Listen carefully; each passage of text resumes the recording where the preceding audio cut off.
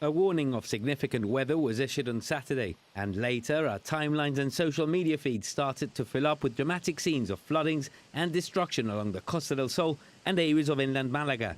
Then the thunder came, and so did a severe weather warning shortly after 4 in the afternoon on Sunday. Well, yesterday what we saw was we've had it for a couple of days has been hanging across the area and affecting much of southern and eastern parts of Spain, was that we had what's called a cut-off low.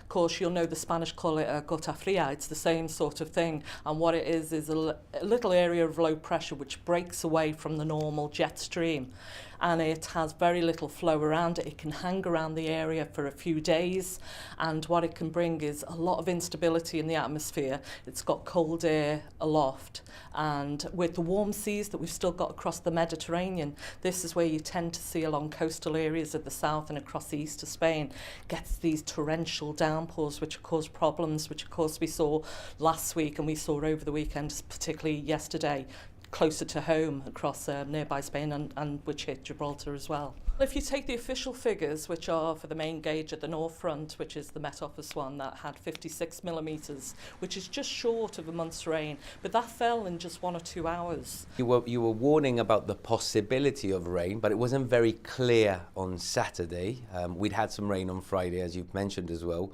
Why is it so difficult to pinpoint? Well, the problem, of course, is that we're just a small area, 3 or 4 square miles, in what is a much bigger picture. And when you see warnings put out, by the Spanish Met Office, they're, of course, looking at a whole larger area. So they're able to have a higher confidence that in that area something is going to fall. But if you were to pinpoint with these sort of torrential downpours, which can differ just across a few miles, you can have somewhere that gets absolutely nothing. And like yesterday, there were areas around Ardalis, quite well inland, just across Andalusia, which saw over 400 millimetres of rain, which is about 16 inches of rain. And that fell within about 12 hours. And after the heavens opened, water levels across town started to rise fast, and the calls started to come into the Fire and Rescue Services control room. A total of 19 call-outs, obviously from minor flooding to more of a major flooding.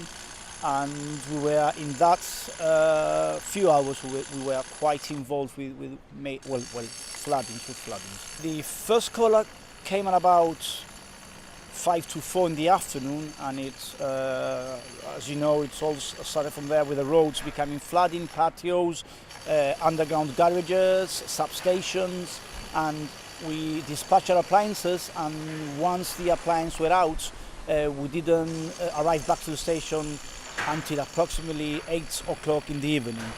We also had to initiate a recall of about 3 men and an officer to help out the remaining crews. It always appears to be the same hotspots that get flooded time and time again. Yes, we know. I think King's Bastion, Rocher Road, Queensway, Devil's Tower Road. These are the major hotspots that we get severe floodings, and as we all know, the first rains are the worst. And although it seems we'll have a dry next few days, MeteoGib warns of another low pressure possibly coming in from the southwest and in time for the weekend as well. So make sure you check and unclog your drains and prepare for the next bout of rain. It looks like the summer is definitely over.